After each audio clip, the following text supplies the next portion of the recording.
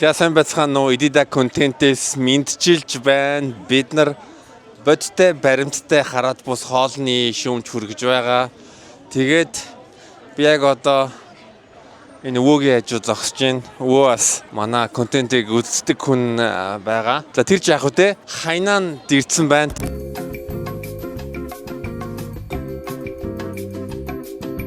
Тэгээд хайнааны шүний захыг та бүхэнд танилцуулах болно. Та нар ингээ харж байгаа ингээ контент бичиг бас иймэрхүү байна. Хүмүүс сигналдж байна. За тэгээд бүгдээрээ хайнааны шүний захтай танилцъя.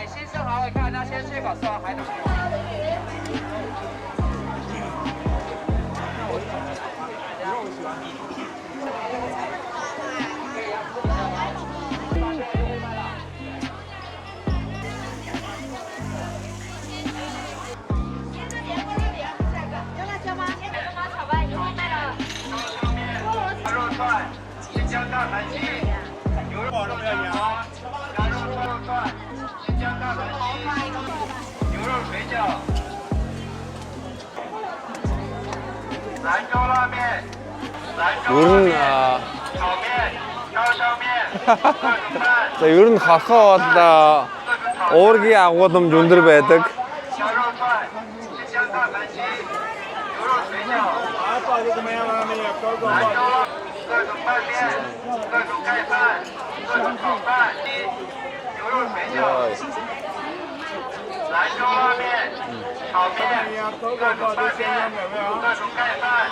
Энэ цартагт дайггүй юм байна.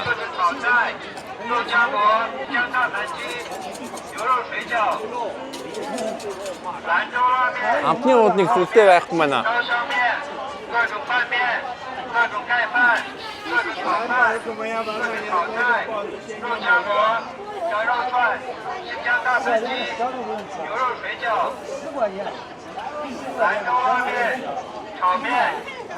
Яа. За сая хорхоо идэж үзлээ. Тэгээд энд бол нэлээ их чимээтэй байна. Ер нь яг хажууд юм идэхээр ингээд те хүмүүс алхаад байгаа. Дээрс нэмээд тэр хөгжимч юм уус ил дуугаа явуулаад байгаа. Гэтэ хорхоо нь бол харагдах байдал нь бол зарим хүмүүс ингээд шижиглэн. Гэхдээ яг ингээд идэж үзэнгүүт ерөнхийдөө би өмнө Таиланд дахта хорхоо идэхэд Аз идэж байхад бол ерөөсөө нэг тиймтэй харахад хүмүүс одоо сижиг хурж магадгүй. Гэхдээ яг идээд үзэнгүүт нэг амт байхгүй. Тэгээ Европт бол одоо сүүлийн хэдэн жил юугаар янз бүрийн тийм хорхой шавж одоо фермийн аж ахуйгаар одоо тижээж агаад тэрийг нь унтаглаад уургийг нь одоо ашигладаг одоо амтны тижээлч юм уу. Гэтэ зарим хүмүүс бүр юуны тэр амтан иддэг үү те шавж хорхоо иддэг болж байгаа. Европт ерөнхийдөө тийм стартапууд бол хөгжиж байгаа. За бол үндэ бол сонирхолтой туршлага байлаа. Анхны удаа хорхоо тэгээд зарцаа идэж үзлээ. Цаана илүү тийм шаржигнуур амттай байсан. Амт гэхээс илүү тийм жоохон амт аймаар сул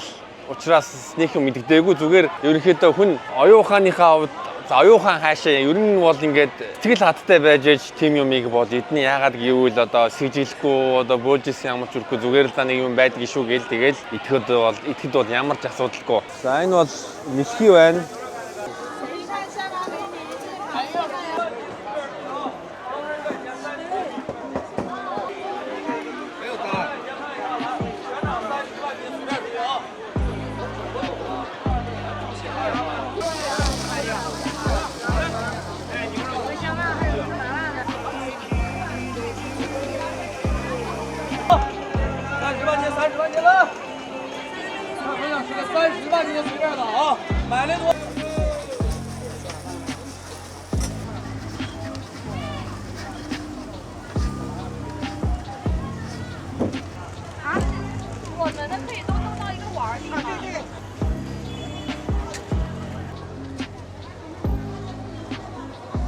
За ерөнхийдөө хайнааны шөнийн зах нэг иймэрхүү байдалтай байна.